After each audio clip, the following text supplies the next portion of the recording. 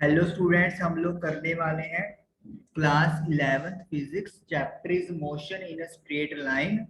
और आज हम लोग जो चीज करने वाले हैं वो है इक्वेशन ऑफ मोशन। हम लोग ड्राइव करेंगे जिसमें एक्सेलरेशन कांस्टेंट रहेगा। Method of calculus. कैलकुलस क्या होता है? ये मैथमेटिक्स की वो ब्रांच है जिसमें रेट ऑफ चेंज जो है वो स्टडी आउट किया जाता है with respect to any parameter. जैसे change of position with respect to time, तो वो एक कैलकुलस का पार्ट होता है। चलिए, हमारे पास तीन इक्वेशन ऑफ मोशन होते हैं। ये आप लोगों ने अपनी लोअर क्लासेस में पढ़ा हुआ है। v is equal to u plus A T, s is equal to U T plus half A T square, B square minus U square is equal to 2as। जहां पर u क्या होता है? Initial velocity. v होती है final velocity. a is the constant acceleration. t time की बात होती है। s is the displacement. तो इन इक्वेशन से हम लोग इन इक्वेशन को हम लोग ड्राइव करने वाले हैं। हम लोग सबसे पहले फर्स्ट इक्वेशन ड्राइव करेंगे, that is v is equal to U plus A T. चलिए स्टार्ट करते हैं। हमें पता है कि जो एक्सेलरेशन का फॉर्मूला होता है वो क्या होता है? Acceleration is equal to change in velocity divided by time taken, जिसे हम लोग a is equal to D V upon D T लिखते हैं। नाउ अब आपको करना क्या है? क्रॉस मल्टीप्लाई करनी है। dv is equal to a multiply by dt। अब हम लोग करेंगे दोनों तरफ इंटीग्रेशन। इंटीग्रेशन जो है वो कैलकुलस का पार्ट होता है। मैं आपको सिंपल बता दूंगा बेसिक चीज कैसे हम लोग इंटीग्रेशन करते हैं। ये इंटीग्रेशन का साइन होता है जो आपको एक करली सी ब्रैकेट दिख रही है, a dt।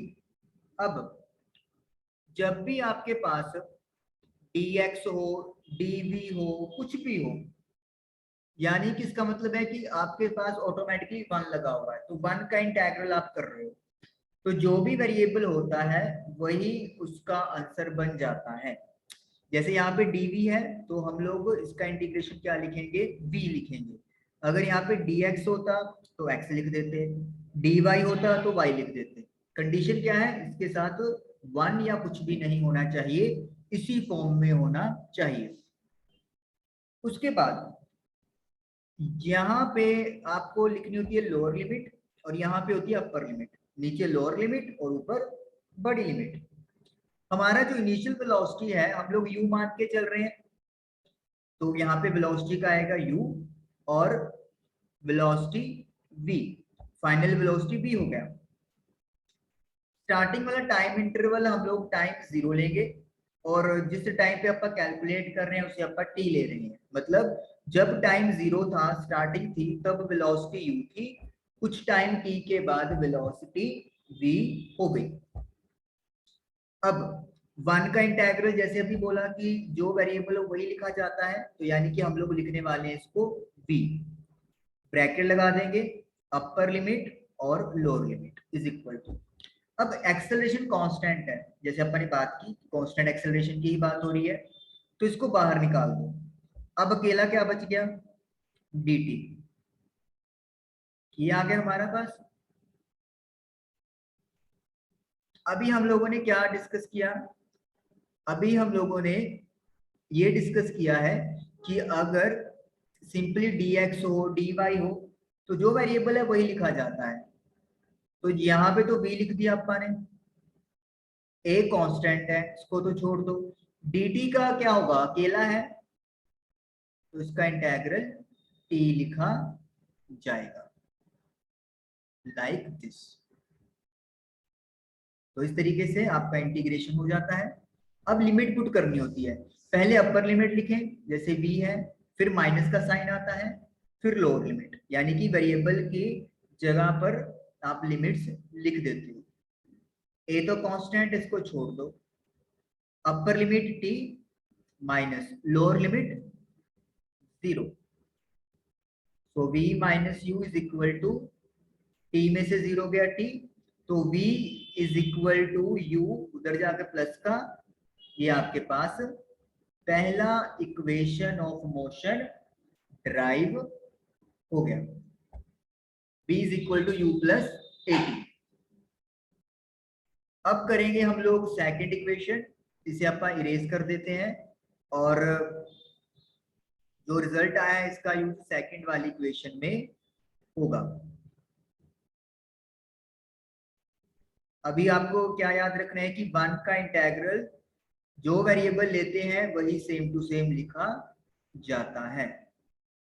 तो हमें ड्राइव करनी है second equation, s is equal to U T plus half A T square, और हम लोग यूज करेंगे v is equal to U plus A T, यहाँ पे यूज होने वाला है। स्टार्टिंग क्या करेंगे हम लोग, वहां पे हमने एक्सेलरेशन का फॉर्मूला यूज किया, यहाँ पे वेलोसिटी का फॉर्मूला यूज करेंगे। Velocity is equal to change in position, या फिर आप डिस्प्लेसमेंट भी लिख सकते हैं, divided by time taken. Velocity के लिए v, पोजीशन dx और टाइम dt होगा, क्रॉस मल्टीप्लाई कर दो, dx is equal to v multiply by dt, इधर 1 है तो हो गया। अब क्या करेंगे, integration, integrating both sides, dx is equal to v dt। अब लिमिट्स पुट करनी है हम लोगों को, dx का मतलब पोजीशन है या डिस्प्लेसमेंट है। हम लोग ये मान के चलेंगे कि जो स्टार्टिंग में डिस्प्लेसमेंट है वो 0 है, और कुछ टाइम के बाद जो डिस्प्लेसमेंट है वो s हो गया। यहाँ पर टाइम dt, dt मतलब चेंज इन टाइम, टाइम की बात होगी, स्टार्टिंग में टाइम 0 मान के चलेंगे और कुछ देर के बाद टाइम t अज्यूम कर लेंगे। तो 1 का इंटेग्रल जैसे अभी बात की हमने, क्या होता है, सेम पैरामीटर, जैसे कि x हो जाएगा, upper limit lower limit is equal to, b तो कांस्टेंट है, बाहर निकाल दो, dt it will be like this, 0 से t। ठीक है, गड़बड़ है, क्या गड़बड़ है, मैंने बोला कि v कांस्टेंट है, अगर v कांस्टेंट हो गया तो एक्सेलरेशन 0 हो गया, फिर तो इक्वेशन ही इनवैलिड हो गया। तो यहाँ पे आपको याद रखना है कि जो हमने v की वैल्यू है वो यहां से उठानी है फर्स्ट इक्वेशन से और पुट करनी है। आपको ये क्लियर होना चाहिए कि अगर v कांस्टेंट कह देंगे फिर तो एक्सेलरेशन का वैल्यू 0 हो गया, क्योंकि एक्सेलरेशन तो चेंज इन वेलोसिटी होता है, वेलोसिटी हम बदल नहीं रहे तो फिर एक्सेलरेशन तो 0 ही होगा, ये तो सारा सिस्टम ही गड़बड़ हो गया। तो इस स्टेप पे v की जगह u plus A T put करना है और वैल्यू लिमिट की 0 से t ही रहेगी। अब u इंटू डी टी, इसको सेपरेट कर लो, पहले u की मल्टीप्लाई dt से कर दिया, लिमिट में कोई चेंज नहीं आएगा, फिर at का मल्टीप्लाई dt से कर दिया। अभी मैं वैल्यू पुट नहीं कर रहा हूं क्योंकि पहले मैं इंटीग्रेशन सॉल्व कर रहा हूं। u, अब इनिशियल वेलोसिटी तो फिक्स है, जिस स्पीड वेलोसिटी शुरू हुआ वो तो चेंज नहीं होगी, तो यानी कि अकेला क्या बच गया, dt। इधर एक्सेलरेशन कांस्टेंट है, इधर आ गया t, 0 से t। अब इधर आपके पास 1 बचा है, 1 का इंटेग्रल आपको पता है जो वेरिएबल होता है वही लिख दो, तो इधर t वेरिएबल है तो t से 0 आ गया। यहां पर अब क्या है, अब आपको फॉर्मूला यहाँ पे याद रखना है। अगर x की पावर n dx का इंटेग्रल करना हो तो x की पावर n+1 अपॉन n+1 बन जाता है। n की वैल्यू -1 नहीं होनी चाहिए। जैसे यहाँ पर t की पावर 1 है, t इंटू डी टी, यही है, n की जगह 1 है। तो फॉर्मूला क्या कह रहा है कि जो वेरिएबल है उसकी जो पावर है उसमें 1 ऐड कर दो, यानी कि 1+1 2। जो आपने पावर ऊपर लिखा है वही सेम टू सेम नंबर नीचे आ जाएगा, यानी 2 लिखा है तो 2 लिख देंगे, और लिमिट 0 से t। याद रखिए यहाँ पे इंटीग्रेशन 1 की थी, यहाँ पे t की पावर 1 हो रही है, तो इसीलिए ये वाला फॉर्मूला यूज करेंगे। अब वैल्यू पुट कर दो। अपर लिमिट पहले s हो गया, फिर लोअर लिमिट दैट इज 0, साथ में माइनस का साइन आएगा। ये भी upper limit minus lower limit. 2 को बाहर निकाल दो, क्योंकि 2 में हमें कोई जरूरत नहीं होती, जब आपका कांस्टेंट लगते हैं तो वैल्यूज पुट करने में तो कोई रोल नहीं होता। अपर लिमिट t ही है, लोअर लिमिट 0 है, 0 का स्क्वायर करोगे तो 0 ही बनेगा।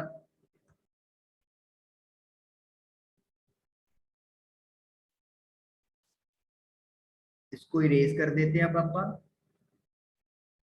तो s-0 s आ गया, u into T U T +1/2 a t square. और इस तरीके से सेकंड इक्वेशन भी आप लोगों का ड्राइव हो गया बाय मेथड ऑफ कैलकुलस। चलिए अब करते हैं तीसरी इक्वेशन प्रूव।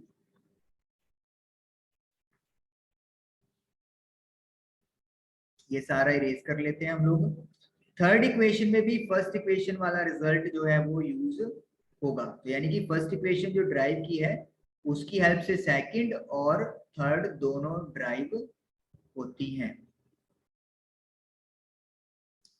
थर्ड इक्वेशन है v² - u² is equal to 2ax। चलिए एक्सेलरेशन का फॉर्मूला dv/dt, ये हमने लिखा है पहले इक्वेशन में यूज किया था, यहाँ से स्टार्टिंग हुई थी।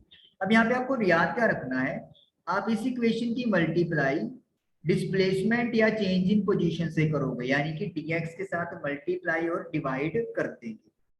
उसके बाद आपको ने क्या करना है, इसको थोड़ा शफल करके लिखना है। इस इक्वेशन को हम लोग इस फॉर्म में लिख सकते हैं, बिल्कुल लिख सकते हैं। क्यों? क्योंकि आपने किया क्या है, dt और dx की पोजीशन इंटरचेंज की है, और मल्टीप्लाई में अगर ये चीज करते हैं तो कोई फर्क नहीं पड़ता। dv/dx, इसमें तो कोई चेंज नहीं करना। dx/dt, change in position with respect to time क्या होता है, वेलोसिटी। पिछली इक्वेशन में भी किया, और वैसे भी हम लोगों को ये चीज पता है। तो ये आपके पास बन गया v इंटू डी इनका, और dx को क्रॉस कर दो a dx। अब करेंगे integration b dv a dx। Again अब आप देखिए यहाँ पे हमें लिखनी है लिमिट्स। वेलोसिटी की बात हो रही है तो स्टार्टिंग में वेलोसिटी u है और फाइनल वेलोसिटी v है। डिस्प्लेसमेंट की बात की तो स्टार्टिंग में 0 मानेंगे और फाइनल s डिस्प्लेसमेंट हम लोग मान लेंगे। अब आपको फॉर्मूला जो भी लिखा था x की पावर n dx का, अभी तो नहीं याद हुआ होगा, लेकिन वही यूज होगा। क्यों? क्योंकि अकेला dv नहीं है, इसी की फॉर्म में इसके साथ v लगा हुआ है, और v की पावर मतलब 1 है। तो क्या बनेगा, 1+1 2, नीचे भी सेम 2, अपर लिमिट लोअर लिमिट। एक्सेलरेशन तो कांस्टेंट है, बाहर कर दो। अकेला क्या बचा, dx। अभी इसके साथ 1 हो गया, 1 का इंटेग्रल आपको पता है कि जो वेरिएबल होता है वही लिख दो। x हो गया तो s 0, 1/2 बाहर कर लो, क्योंकि जो वैल्यू पुट करेंगे तो कांस्टेंट का कोई रोल नहीं। तो अपर लिमिट है v, तो v की जगह v ही आ गया, माइनस फिर लगाएंगे। अब v की जगह u पुट कर दो, u का square u² a। Upper limit s है, लोअर लिमिट 0 है। b² - u² is equal to, जो 2 है आप उसको मल्टीप्लाई ले जाओगे, a into s 2as, तो b square minus u square is equal to 2as। ये आप लोगों का फॉर्मूला तैयार हो गया। हमने फर्स्ट इक्वेशन तो यूज ही नहीं किया, ओके, विदाउट फर्स्ट इक्वेशन ही ड्राइव हो गया। तो इस तरीके से आप लोगों का थर्ड इक्वेशन भी ड्राइव हो गया by method of calculus. I hope कि आपको तीनों फॉर्मूले कैलकुलस के मेथड से ड्राइव करने आए होंगे। Thank you for watching the video.